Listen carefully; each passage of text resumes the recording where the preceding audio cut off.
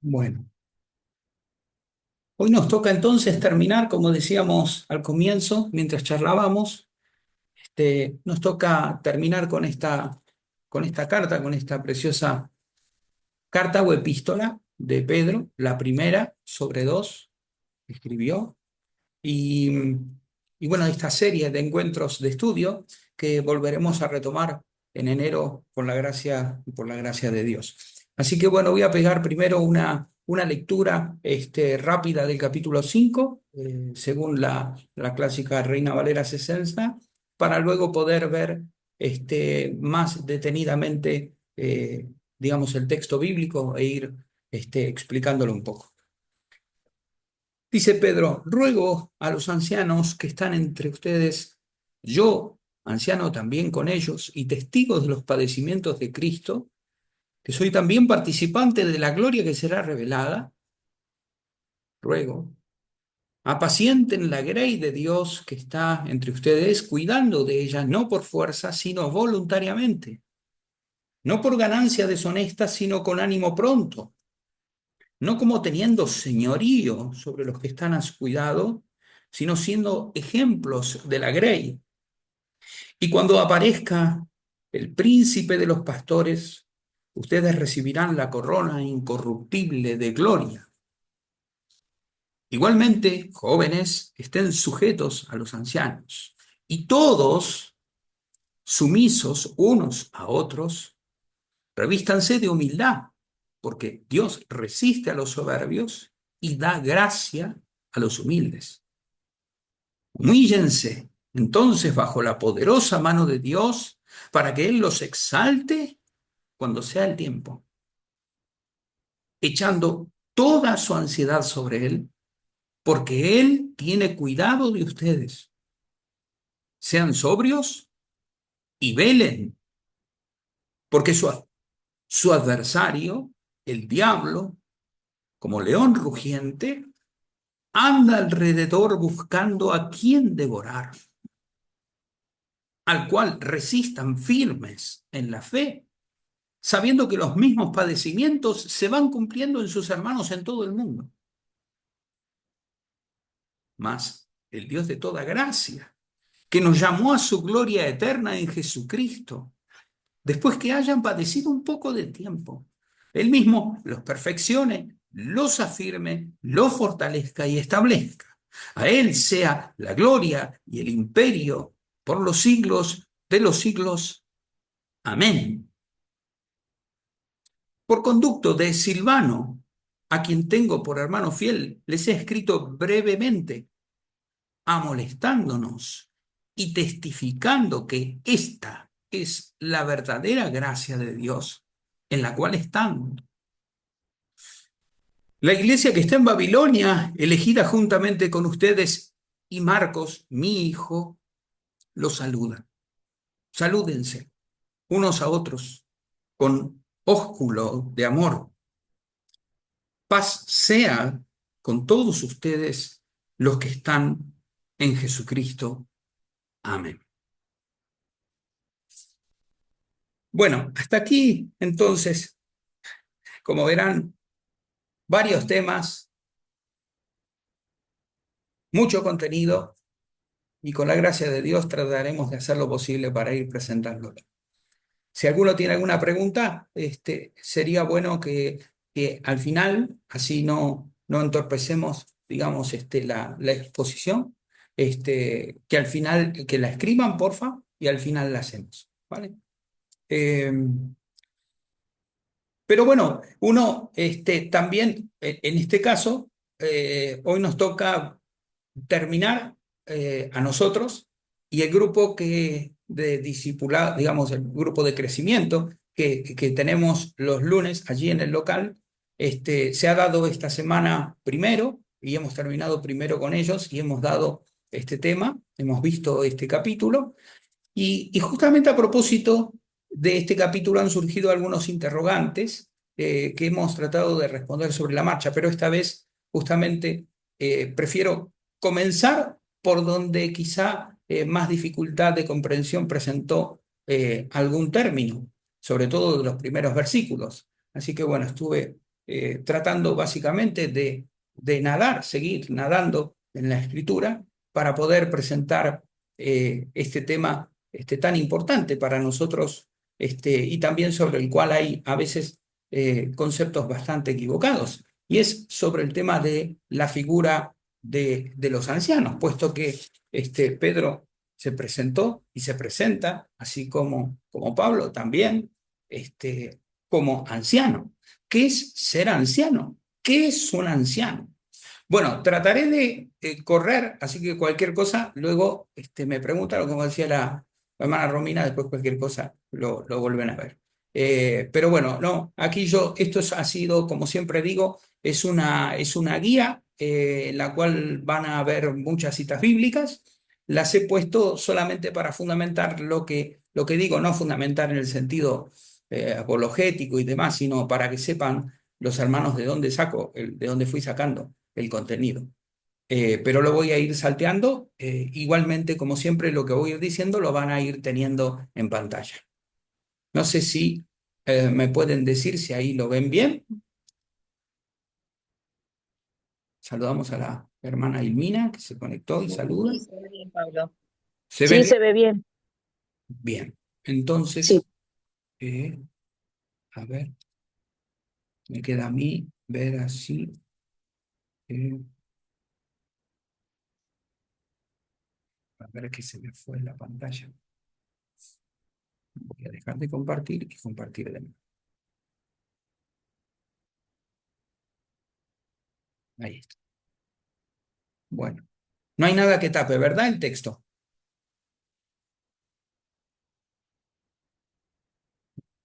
Hola. Se ve bien. Bien, gracias, gracias. Bueno, un anciano, ¿qué es un anciano? Importante saber que la misma palabra de Dios nos dice que es un anciano.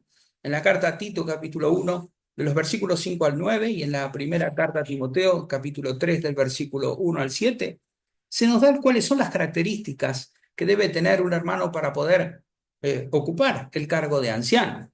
De modo tal que no voy a ir por allí, sino que voy a ir por cuestiones más de carácter práctico. Si no parecería como que debe reunir una serie de requisitos para convertirse en alguien especial o que tiene que ser una persona sumamente especial, como una especie de de mega discípulo del Señor o que puede o que debe tener alguna especie, de de cosa especial, en el sentido, digamos, algún tipo de exigencia, o mejor dicho, la posesión de alguna santidad, entendida como vulgarmente se la entiende, especial para ocupar el cargo de anciano en nuestras iglesias.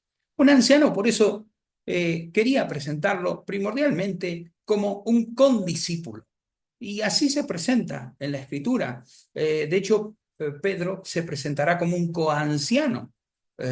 No se presenta, no dice yo soy el Papa, dice como un condiscípulo, como un coanciano se presenta aquí. Es decir, como un discípulo junto con nosotros y un discípulo del Señor. Esto es importante. Un anciano es un discípulo del Señor. Un anciano es un hermano y esto es importante porque es un hijo de Dios, es una persona que ha nacido de nuevo. Un discípulo es, y aquí entramos en la tarea propia, es un miembro del cuerpo de Cristo, que dentro del cuerpo ocupa un rol especial, pero es un miembro del cuerpo de Cristo, que es la iglesia, a la cual Cristo envía a su iglesia, dice que dona eh, personas que se encarguen de lo que es el pastorado, lo que se conoce como pastorado. Pero importante la aclaración que hace Pablo en la carta a los Corintios, por voluntad del soberano Espíritu, que es el que reparte a cada cristiano su don propio para que pueda servir en la iglesia y a los hermanos. Es decir, es un miembro del cuerpo de Cristo elegido para servir. Y en este sentido, un poco nosotros también podemos sentirnos partícipes de este ministerio. Es decir, elegido para servir, para ministrar. Y allí puse directamente toda la frase que me pareció preciosa esta, así como define Pablo, la iglesia, cuando le escribe al anciano Timoteo, en la casa del Dios viviente, que es su iglesia, columna y estandarte de la verdad.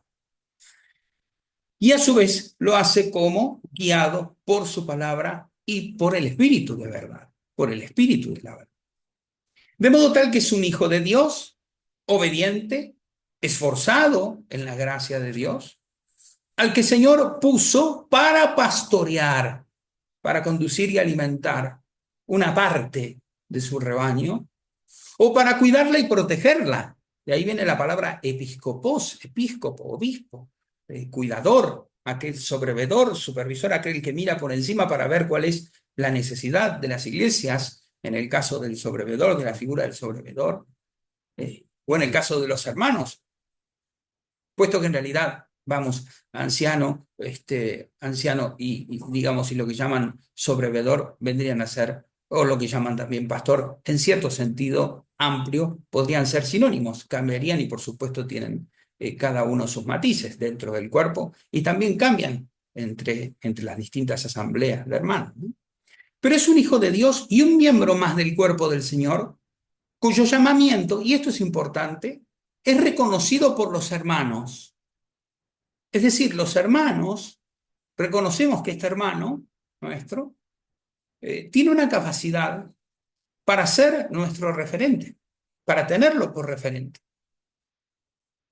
¿Y en qué cosas? En las cosas que se refieren a la manera de manejar o conducir, administrar, de ahí viene la palabra, hacia el ministerio, en la vida en lo personal, en la vida nuestra y en la vida de la iglesia. Ahora, ¿de dónde saca esta capacidad? Le es dada, como toda gracia, siendo capacitado para entregar continuamente él, como cualquiera de nosotros, en la tarea que tengamos en el cuerpo de Cristo, es capacitado para entregar la palabra del Evangelio y para conservar celosamente el depósito de la fe. No podemos entrar demasiado en esto, me encantaría, pero bueno, sobre todo salvar la verdad esencial del Evangelio, ¿no? Todos nosotros, junto con el llamado de Dios, cuando hemos nacido de nuevo y hemos sido incorporados a la iglesia, a una iglesia local, a una asamblea, recibimos de parte de Dios una gracia especial para poder servir, una gracia para el servicio. Y en este caso, esta es la que reciben los ancianos. Por eso es un siervo de Dios que, como dice Timoteo, le manda a Timoteo, Pablo, un siervo de Dios, ejercitado en la piedad, curtido en el aguante, en el soportar, y deseoso de servir a sus hermanos, siendo ejemplo en la palabra, en la conducta, en el amor, en el espíritu, en la fidelidad o en la fe y en la pureza, fortalecido en todo esto por la gracia y siendo perfeccionado en el temor del Señor, como el mismo apóstol llama a los corintios, a toda la iglesia de Corinto y a Timoteo en su segunda carta. De modo que es un siervo de Dios, esto lo puse en negrita y lo subrayé, es un siervo de Dios que no perfecta, pero sí auténticamente sirve por amor a sus hermanos. Por gracia y encargo, como dirá Pedro en el versículo 4 del capítulo 5 que veremos, por gracia y encargo de el pastor a cargo, de el pastor. ¿Quién es? Bueno, Juan 10:11, el pastor eminente, el buen pastor. Es de más, el pastor y el episcopo, el pastor y el sobrevedor, el pastor y el guardián, el cuidador de nuestras almas, de nuestras vidas, que es el que lo llamó para o en justicia, piedad, fe o fidelidad, se puede traducir de las dos maneras el término griego pistis, amor, amor compasivo, paciencia, constancia o perseverancia, y sobre todo mansedumbre. Mansedumbre. Mansedumbre no solamente quiere decir aquí capacidad y aguante para resistir la adversidad, eh, y también incluso el hostigamiento que venga del exterior. Mansedumbre es también sumisión y obediencia. ¿Y a quién? Al gran pastor de las ovejas, y no solamente a él, a la palabra de Dios. Y no solamente a él, sino como dice Efesios 5:21, sometiéndose también a todos, a toda la iglesia y a todos en la asamblea, por medio del amor y a la palabra, con la cual tiene un trato íntimo. Y para terminar, un hermano. Y así vamos introduciéndonos en los primeros versículos de la carta de Pedro.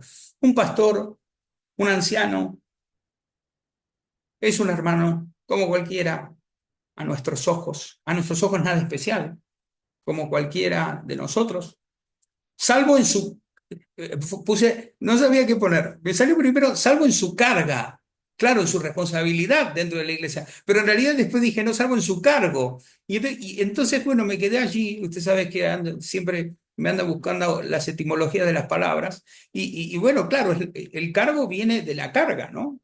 Y la carga impone un cargo, impone una responsabilidad, ¿no? Es un hermano que se debe esforzar de manera especial por la pelea de la buena batalla de la fe, como dice Timoteo, que debe tener en el centro de su vida el amor y la gloria de Dios y la vida eterna, y que guarda los mandamientos de Cristo. Esto lo encontramos en el capítulo 6, versículo 12 al 14 de la primera carta a Timoteo. Por eso quiero, antes de continuar y de entrarnos en la carta, eh, y a la luz de cuanto he dicho, que veamos qué necesidad tienen nuestros pastores de nuestra oración. Y también nosotros sentir como una responsabilidad como miembros del cuerpo, y cada uno también con su propio llamamiento y su propio don, sus propios dones, también tenemos como un cargo, como una carga nuestra, orar por nuestros ancianos, orar por nuestros pastores. ¿Para qué? Para que ellos puedan pelear la buena batalla, tener a Dios como centro de su vida, hacerlo todo para la gloria de Dios, saber, como dice allá Pablo en Hechos de los Apóstoles, capítulo 20, versículo 20 hasta el 30, cuando reúne a todos los ancianos de la iglesia de Éfeso, y allí les habla y les menciona las tres palabras estas que estuve mencionando aquí. Allí reúne a los ancianos, a los que en el versículo 30 llama hermanos, pero comienza reuniendo a los ancianos, a los que dice que el Espíritu Santo los ha puesto en la iglesia para pastorear el rebaño que él, el Señor, compró con su propia sangre y para estar sobre el rebaño como cuidador. Ya utiliza la palabra episcopo. Ahí tenemos los tres términos griegos. La palabra anciano, presbiteros, la palabra presbiteros en griego, la palabra obispo, digamos, si se quiere, o sobrevedor, o supervisor, algunos traducen, pero es episcopos, el obispo, y tenemos sobre todo la función, que es la de pastorear. Así que, hermanos, bueno, tengamos esto en cuenta en cuanto a lo que nos podemos llevar después de hoy como tarea también para casa, ¿no? Orar por la tarea que tienen nuestros ancianos. Pero esencialmente,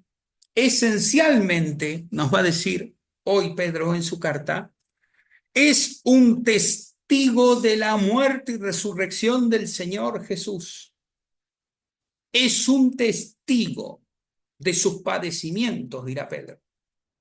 Y es un participante de la gloria, de la vida eterna. Es un participante ya como todos nosotros, habiendo sido renacidos por la palabra, por medio de la fe, como hemos estado viendo a lo largo de toda esta serie de la carta de Pedro. Es un participante de la gloria que será revelada cuando el Señor retorne. Bien, hasta aquí me voy a atrever a preguntar si hay alguna pregunta antes de seguir y adentrarnos en la carta, sobre todo sobre este punto. sino continúo. Bueno, tienen la próxima placa que va a ser de nexo para, si alguien quiere, levante la manita y pausamos. Pedro, así comienza. Pedro, coanciano, literalmente dice así, coanciano, testigo de los padecimientos de Cristo Jesús, participante de la gloria que está a punto a ser revelada. Y esto es importantísimo porque volvemos al minuto cero.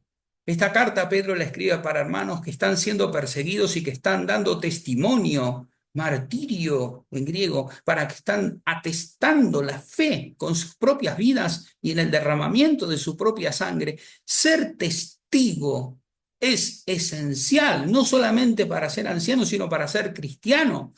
Es decir, nadie puede dar testimonio si no participa, si no tiene una relación viva con el Señor Jesús y permanente. Así podemos traer y evocar con con toda presteza el pasaje de Juan 15, del 1 al 8, la necesidad de permanecer con Él, puesto que, bueno, verso 5 del capítulo 15 de Juan, sin mí no pueden hacer nada.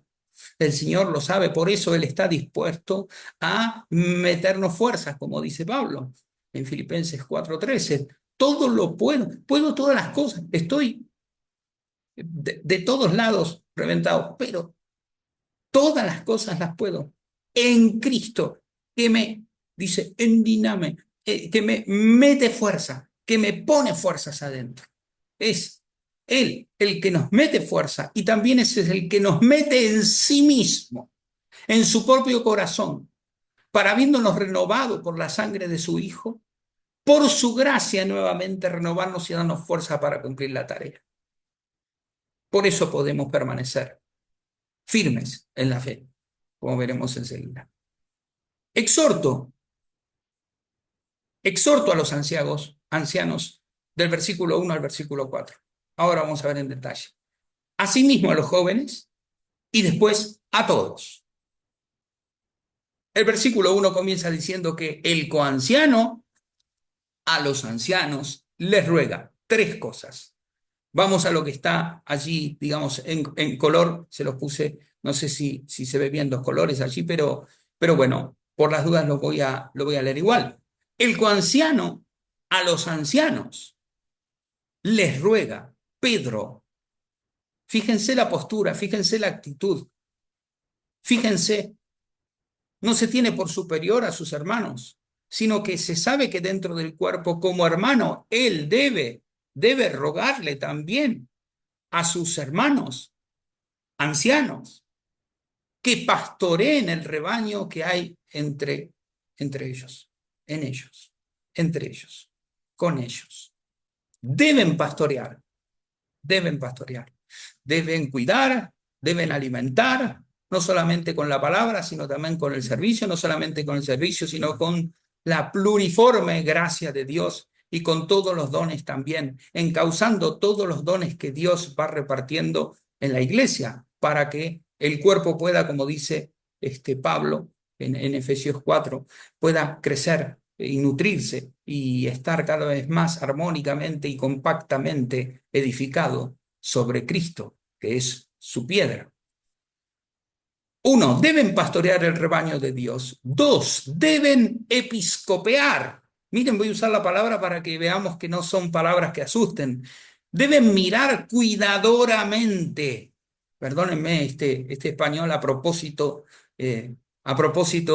diferente que quiero dar para marcar algunos énfasis. Mirando cuidadosamente, cuidadoramente, cuidando, mirando, cuidando. Esa es la riqueza del griego. No obligadamente.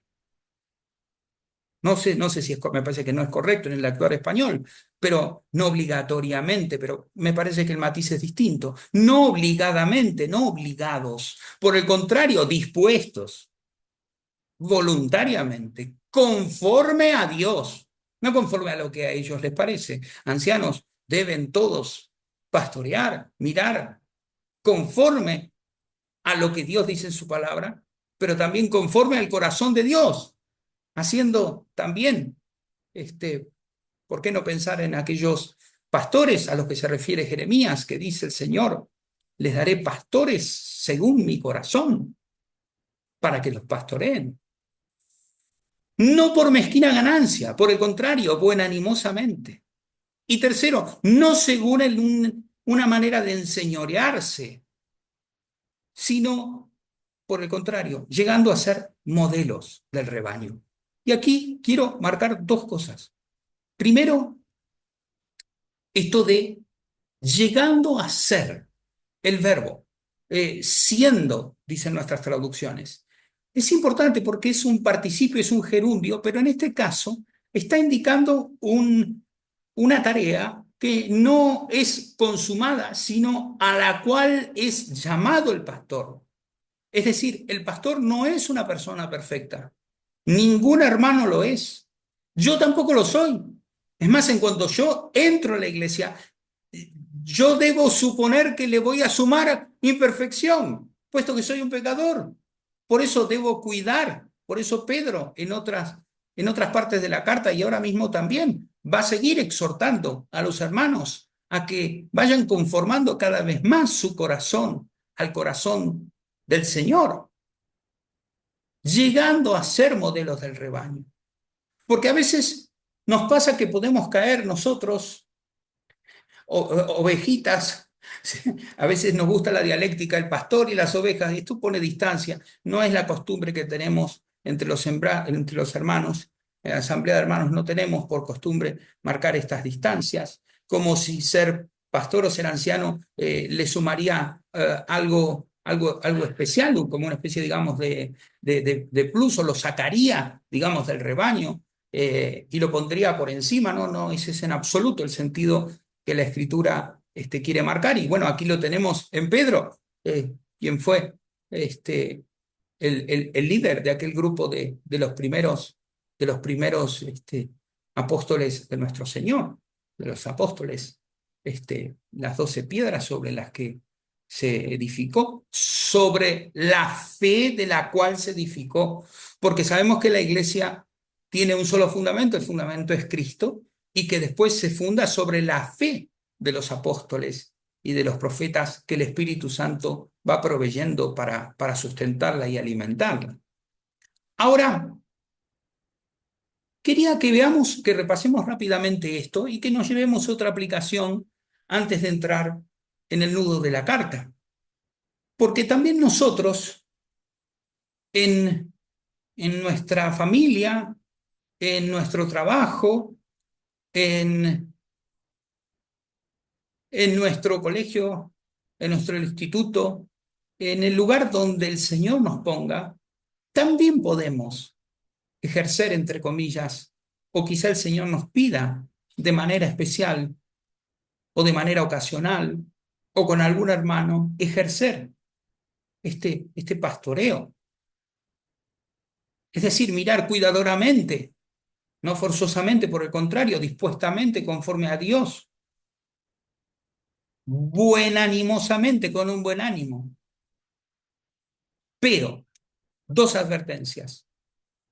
No con el fin, ni los pastores, ni nosotros, ni nadie en la iglesia del Señor, jamás, con el deseo de obtener algo.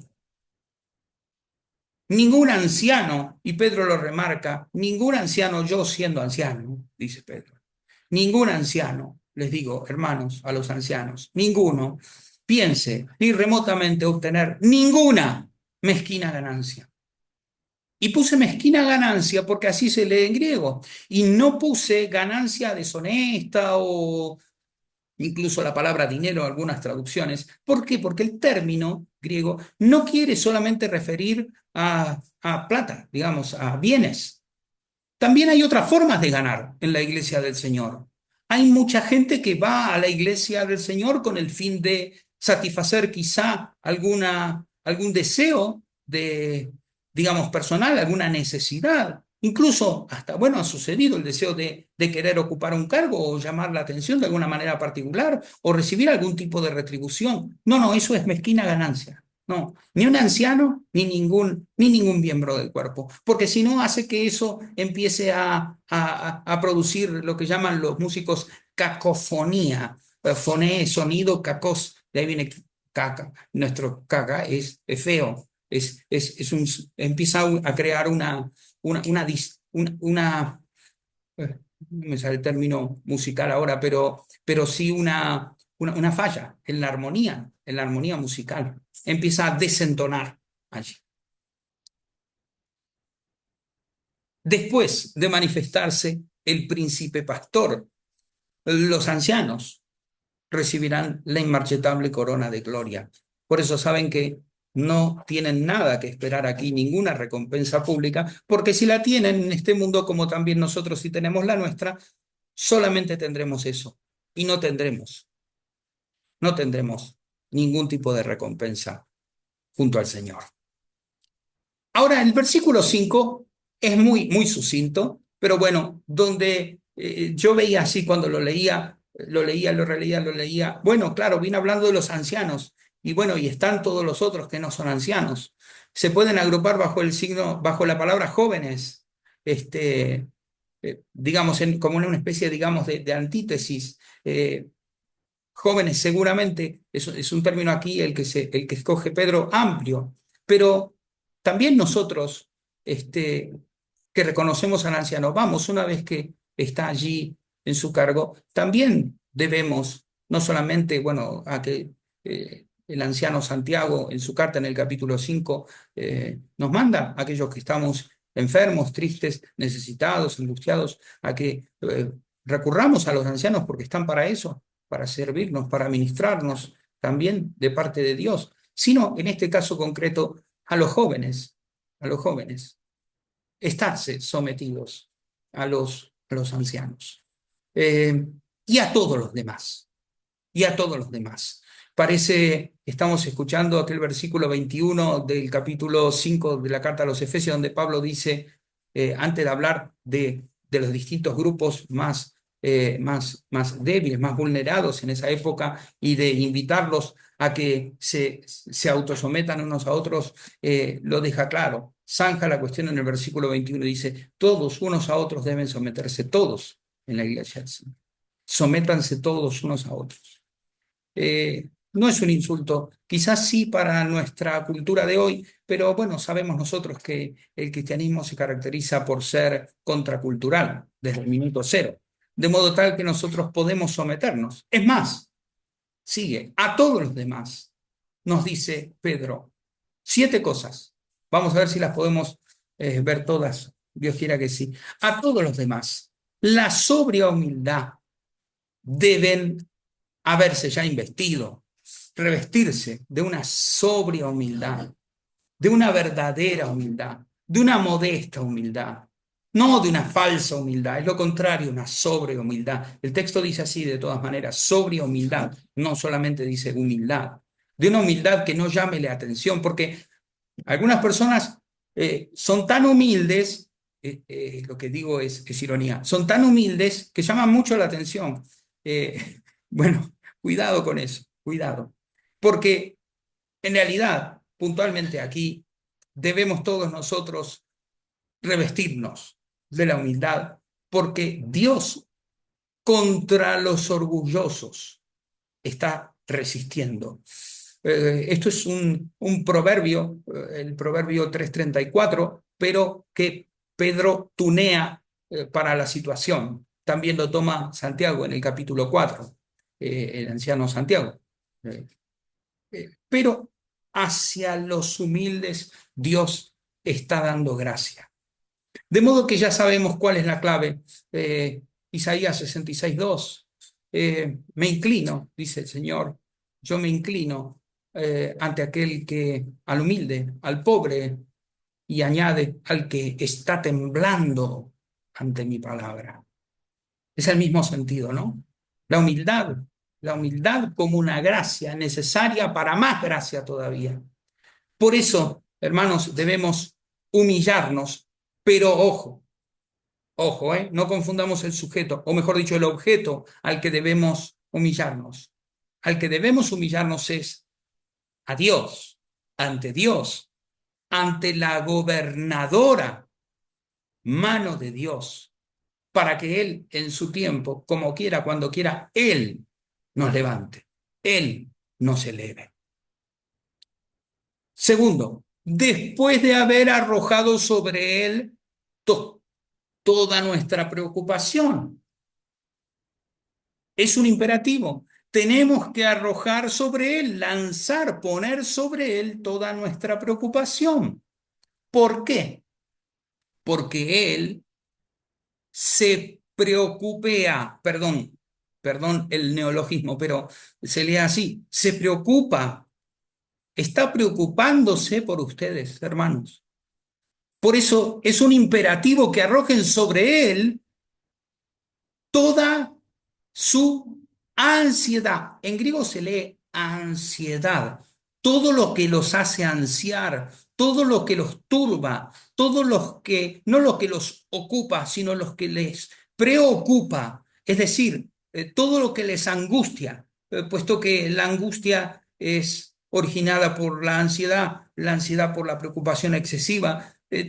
Por eso, para estar libres en la mente y en el corazón, para poder estar con los afectos adheridos al Señor y para seguir adheridos a Él, arrojémosle a Él todas nuestras ansiedades, todas nuestras preocupaciones, con la certeza, con esta certeza de que Él cuida, que Él se preocupa, de que somos importantes para Él. Vamos, somos sus hijos. Como dice en la primera carta de Juan, capítulo 3. Miren qué amor nos ha tenido el Padre, que ha querido hacernos hijos y que lo somos, que lo somos. Y si ya somos hijos, no sabemos lo que vamos a hacer cuando estemos en su presencia. Ahora nos llamamos hijos. Tercer imperativo, deben estar sobrios, unido al cuarto, pero es decir, se lo voy a decir en el lenguaje de hoy, sería, sean recatados, recátense, vivan recatadamente, que no es exactamente lo mismo que lo cuarto. Vivan vigilantemente, vivan atentos. ¿Por qué? ¿Por qué es necesario? ¿Por qué es necesario estar vigilantes? Porque el enemigo diablo, así dice el griego, el enemigo diablo de ustedes, como un león que está rugiendo, merodea, merodea. ¿Merodea a quién? ¿A quién merodea? A quien fuese devorado. Ahora Pedro dice, el enemigo diablo, el diablo que es el enemigo de ustedes, merodea. ¿A quién merodea el diablo? A ustedes, hermanos. A ustedes que llamo hermanos porque son hijos de Dios, a ustedes que han creído y que se han dejado renacer por la fe, a ustedes que han sido hechos hijos, hermanos, el diablo los va a merodear de manera especial. Yo no sé si ustedes saben, me gusta mirar documentales, especialmente sobre algunas temáticas bíblicas, y veía la manera en la cual los leones van en busca de sus presas. Tienen una estrategia que es impresionante. Por eso logran alcanzar su presa por lo general, y la metáfora de Pedro es preciosa, porque no se dejan ver. Porque la estrategia del diablo es justamente no dejarse ver, es pasar inadvertido, hermanos. Por eso, como dice Pablo, nosotros no desconocemos sus maquinaciones. Eso lo dice a los Corintios. ¿Pero por qué? Porque en la primera carta le dijo, nosotros tenemos la mente de Cristo. Tenemos el Espíritu Santo y tenemos la mente de Cristo. Ahora, escúchenme, debemos estar vigilantes, no seamos tontos. El enemigo merodea. ¿Merodea? ¿Para qué? Para devorar. Ahora, vuelvo al ejemplo del león, del animal. Ustedes saben que en general, en los documentales al menos que he visto, quien es encargada de obtener el alimento para las crías es la leona, justamente. El león recibe la comida que la leona luego trae. Ahora, ¿cuándo interviene el león? ¿Cuándo interviene? Interviene cuando se trata de una presa pesada. Y ustedes, hermanos, que están ahí del otro lado, nosotros que somos tan débiles, tan pobres, tan frágiles, nosotros, todos los miembros del cuerpo de Cristo, porque Dios no eligió a lo que es fuerte, sino eligió a lo débil para fortalecerlo con su gracia.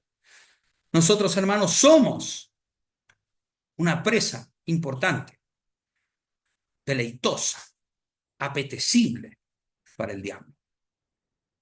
Por eso debemos, punto quinto, resistir firmes, firmes. Es una misma palabra, estar firmes, resistir firmes, enfrentar firmemente, no enfrentar así de conjurar, de hacerle frente, no, porque sabemos que el diablo es un ángel, es un espíritu, y sabemos que es mucho más poderoso y más inteligente que nosotros.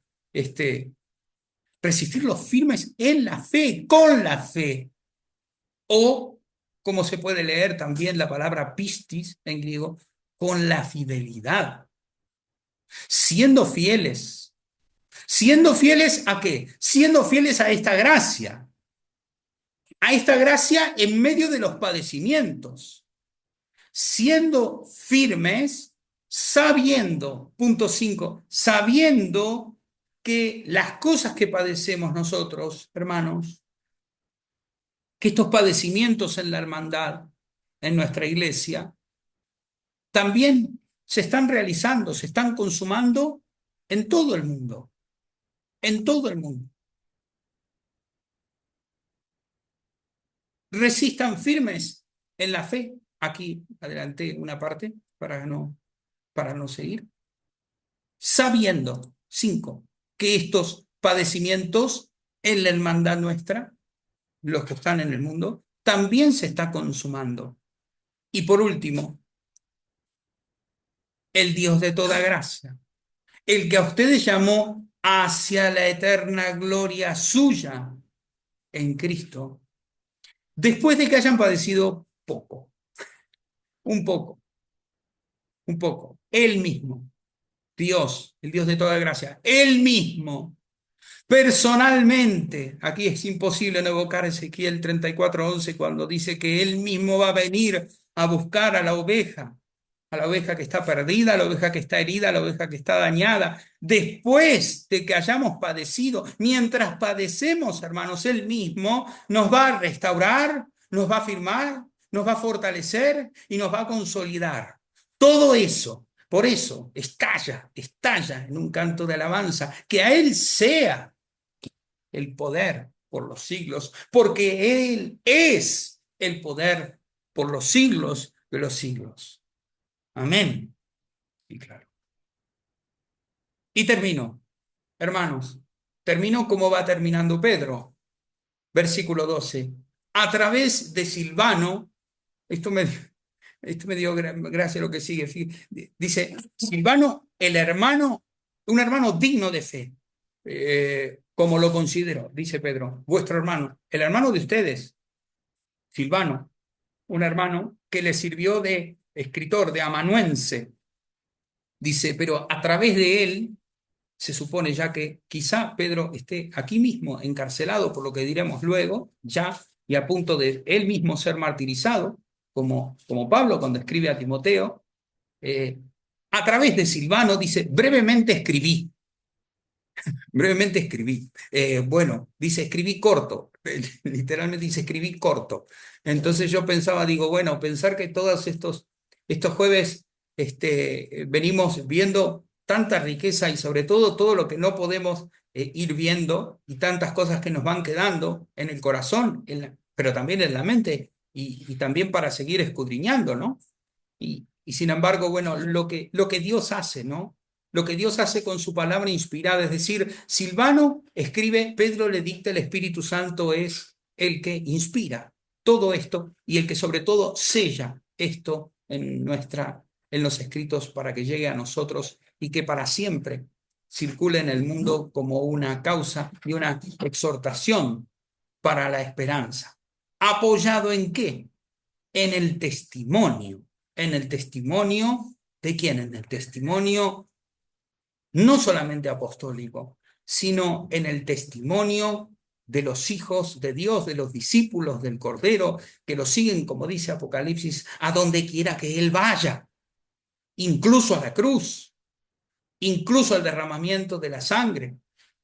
Escribí brevemente, dice Pedro, exhortando, rogando, se puede entender también, lo cual nos habla de la actitud cordial del corazón de este anciano, modelo también de ancianos, exhortando y dando testimonio de que, esta es la auténtica gracia de Dios en la que deben seguir estando firmes, en la que deben seguir estando firmes, si lo están.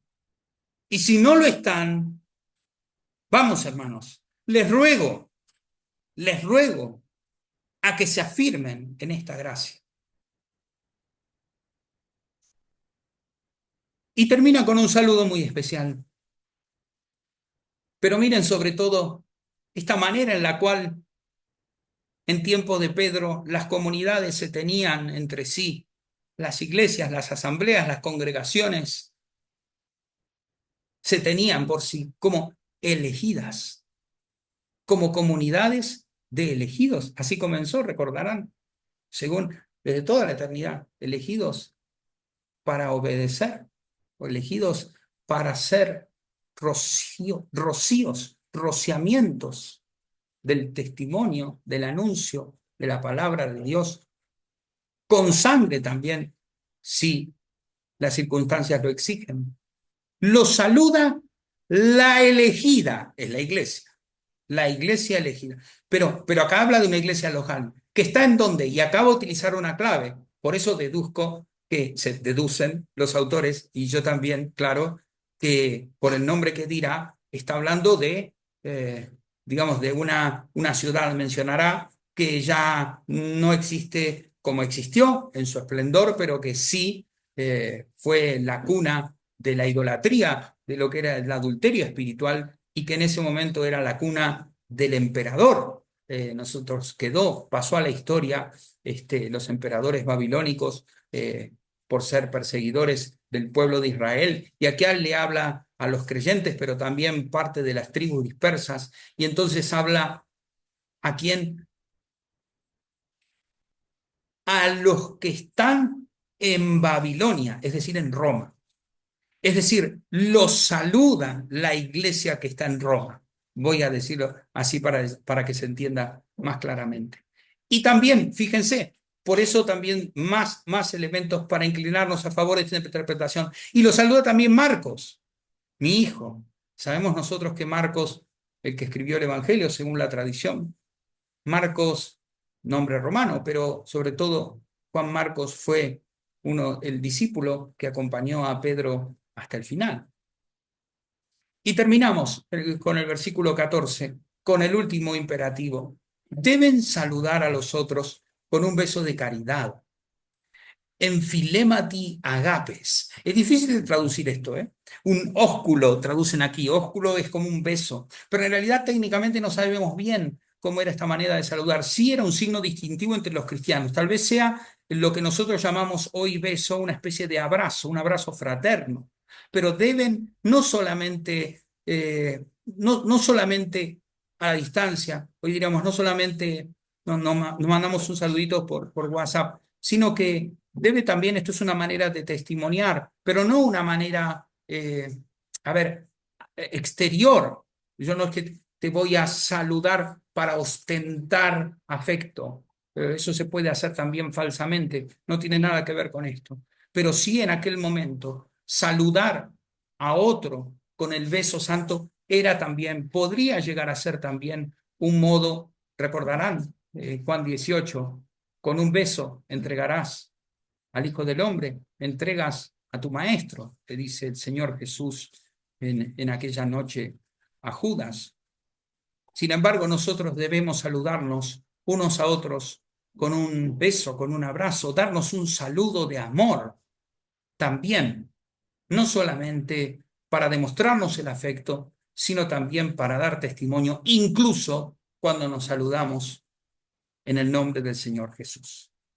Y para terminar, el deseo el deseo de paz, el deseo de shalom, el deseo de que los hermanos puedan recibir todas las bendiciones que Dios les ha dado, todas las bendiciones que están disponibles y que el Señor ha conquistado con su sacrificio en la cruz y que nos ha regalado y nos ha participado por pura gracia mediante la fe a todos los que hemos renacido, hemos sido vinculados a Cristo, hemos sido bautizados en Cristo, vinculados por la fe de una vez para siempre, salvos para siempre. Por eso utiliza esta expresión. Pasa a vosotros, pasa a ustedes, a quienes, a todos los que están en Cristo. Se lee en griego así, a todos los que en Cristo, a todos los que viven, habitan y moran, están permanentemente unidos a la fuente de la gracia. Vuelvo a evocar la imagen de la vid y nosotros los sarmientos, los pámpanos, las uvas, los racimos, aquellos que están vinculados a esa parra preciosa y divina mediante la cual el Dios Padre, el Dios Hijo y el Dios Espíritu Santo nos van dando esos méritos que Cristo nos conquistó bajo la forma de gracia para que podamos seguir viviendo, permaneciendo en Él, dando testimonio del Evangelio de la gracia que nos ha salvado y que ahora es anunciado a todos los hombres a fin de que el proyecto, el sueño de Dios, que todos los hombres sean salvos y lleguen a conocer la verdad, lleguen a conocer a Cristo, que es la verdad, el camino y la vida, puedan llegar y hacerse efectivo en todos los más, puesto que tanto amó Dios al mundo que entregó a su Hijo para que todo aquel que crea en Él no se pierda, sino tenga vida eterna.